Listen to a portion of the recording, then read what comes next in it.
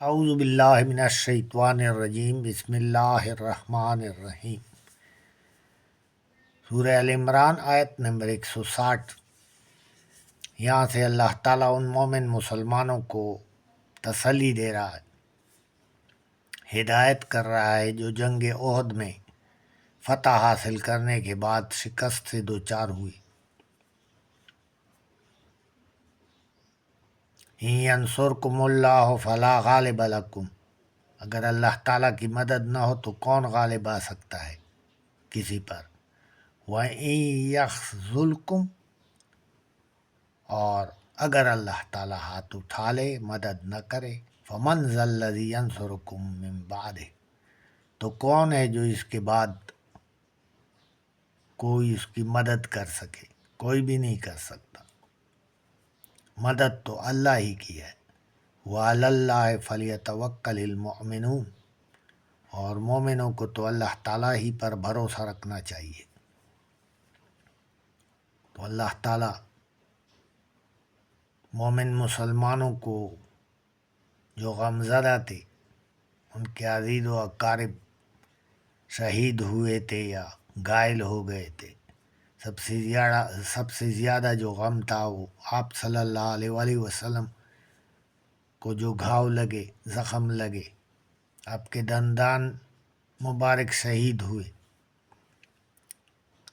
ان غموں کی وجہ سے یہ مومن مسلمان نڈھال تھے، تو اللہ تعالیٰ ان سے فرما رہا ہے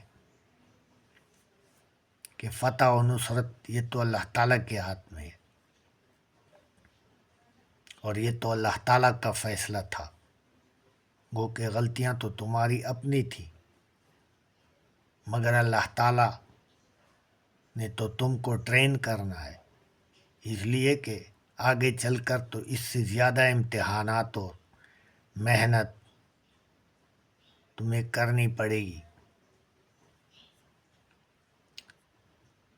تو تمہیں تو خوش ہونا چاہیے کہ تمہارے بارے میں اللہ تعالیٰ نے فیصلہ کیا، اور اللہ تعالیٰ سے بہتر فیصلہ کس کا ہو سکتا ہے۔ وما کان لنبی ان یغل، اور کوئی نبی کے شان شایان یہ نہیں ہے کہ وہ خیانت کرے۔ یہ بھی یہ منافق لوگ آپ صلی اللہ علیہ وآلہ وسلم پر الزام لگاتے اور افواہیں پھیلاتے کہ نعوذ باللہ آپ صلی اللہ علیہ وآلہ وسلم مال غنیمت میں خیانت کرتے ہیں۔ تو اللہ تعالیٰ نے آپ صلی اللہ علیہ وآلہ وسلم اور تمام نبیوں کی صفائی دے دی کہ نبی ایسا ہو ہی نہیں سکتا کہ وہ کسی چیز میں خیانت کرے، اور عام لوگوں میں جو خیانت کرے گا، وَمَن يَغْلُلْ يَأْتِ بِمَا غَلَّ یوم القیامت، تو ان کو اتنی ہی سزا قیامت کے روز ملے گی جتنی اس نے خیانت کی ہے۔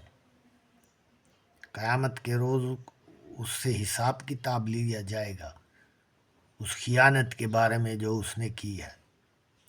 وما کان لنبی ان یغل ومن یغلل یأت بما غل یوم القیامت ثم توفی کل نفس ما کسبت وہم لا یظلمون، پھر قیامت کے روز ہر ایک نفس کو اس کے کیے کا بدلہ دیا جائے گا، اور کسی پر ظلم نہیں کیا جائے گا۔ وہ ترازو جو ہے وہ انصاف کا ترازو ہے، اس دنیا کی طرح ترازو نہیں ہے کہ وہ سفارش اور رشوت وغیرہ سے بدل دیا جائے،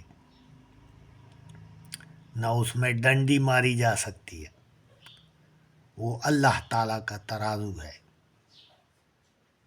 اس میں چھوٹا سے چھوٹا عمل بھی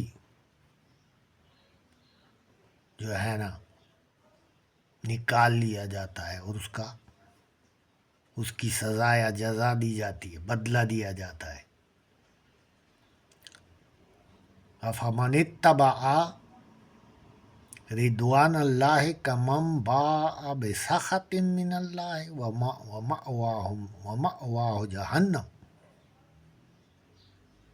کیا وہ شخص جو اللہ تعالیٰ کی رضامندگی حاصل کرنے کے لیے دل سے اپنے آپ کو لڑاتا ہے، کوشش کرتا ہے، کیا اس کی طرح ہو سکتا ہے جو اللہ تعالیٰ